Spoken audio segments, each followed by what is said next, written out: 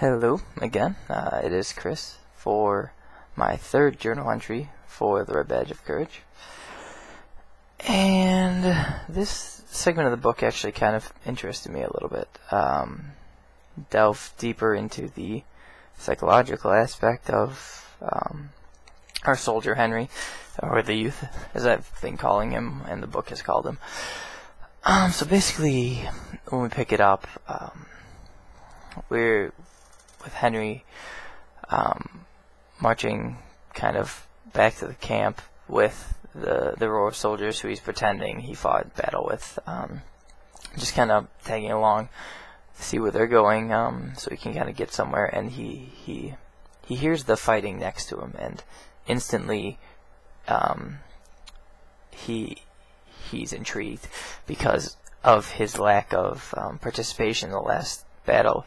He's almost grown this huge thirst for the next battle that he would be capable of fighting in. So he almost runs straight into the battle, but first realizes he doesn't have a gun. So he stays out of the battle, but runs to the side of the hill where he observes the army fighting.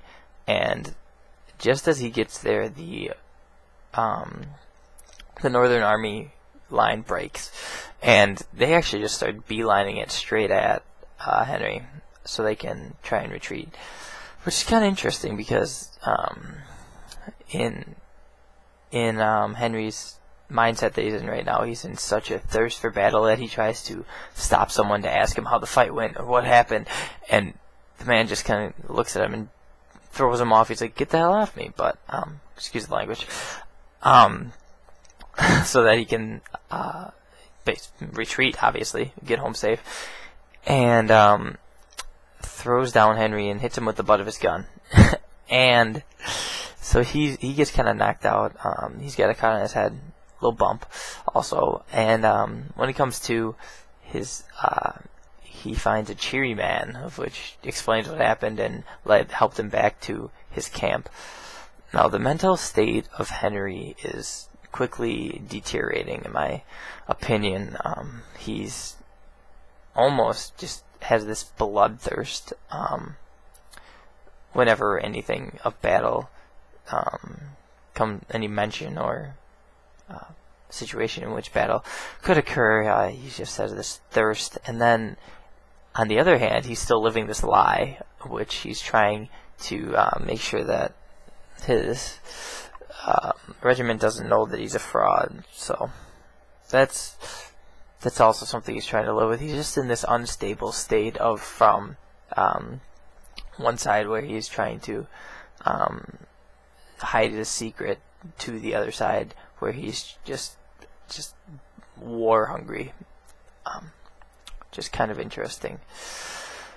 When he gets back to the camp, he actually makes up to his a story that he was wounded in battle and he'd been shot in the head. The lieutenant says, "Oh, it just must have grazed you because it almost looks like someone clubbed you over the head," of which actually obviously happened. Kind of funny, but he gets back to the camp and learns that the rest of the regiment had actually scattered just like him and fought alongside other regiments.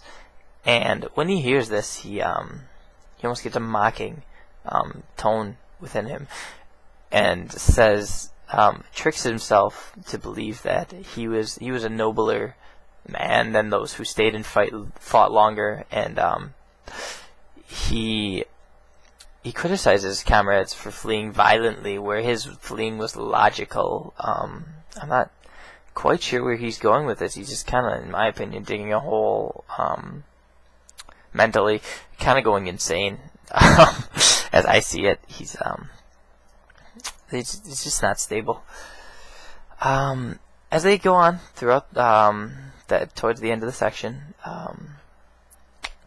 he's trying to build his own mental dignity back by telling himself that he was a better person by fleeing earlier, more logically, and that he would do better next time in war. So the army moves out and they're marching to their new position, and he starts complaining about the generals and how they're leading them, and they quickly picked up on by the soldiers around him. Like someone fires straight back at him, and Henry kind of just shuts up, and it's interesting because it's kind of like, okay, you're kind of giving yourself up here a little bit. He's afraid that they're gonna accuse him of fraud because he kind of asserts his opinion but then backs off, unlike the rest of the soldiers, which obviously none of them back off of their positions just because they were there. So there's a little speculation going on there. Soon they get to the battlefront, and they're all camped up and waiting there, and lo and behold, Henry, our youth, goes into a trance in the middle of the battle and just complete blood rage, firing bullets all over the place, kill a bunch of people, fighting very fierce. Actually comes to he's in such a state that at the end of the fight, he doesn't even know that they're gone. He's still firing shots just all over the place, just out in the open. And he kind of gets praised for this. And lieutenant or colonel or whoever his head in command is says if he had 10,000 men like that, he would win every battle or win the war in one sitting or something like that. And it's kind of this prestige that comes to our main character, the youth, at the end of the chapter. He's proud of himself, though he doesn't really feel that great about it because it's almost as if he went to sleep and woke up. He said in the battle he was just in a trance, and not quite sure if he can reciprocate this or what's going to happen on there. But really the main point of this third section of the book is to kind of show this deteriorating mental state that our main character is in, and kind of comment on the way that lies are affecting his being, and how he's kind of going insane, tricking himself mentally that to portray himself as a better person, just so he doesn't go completely insane, hating himself. So yeah, that's third section, Red Badge of Courage.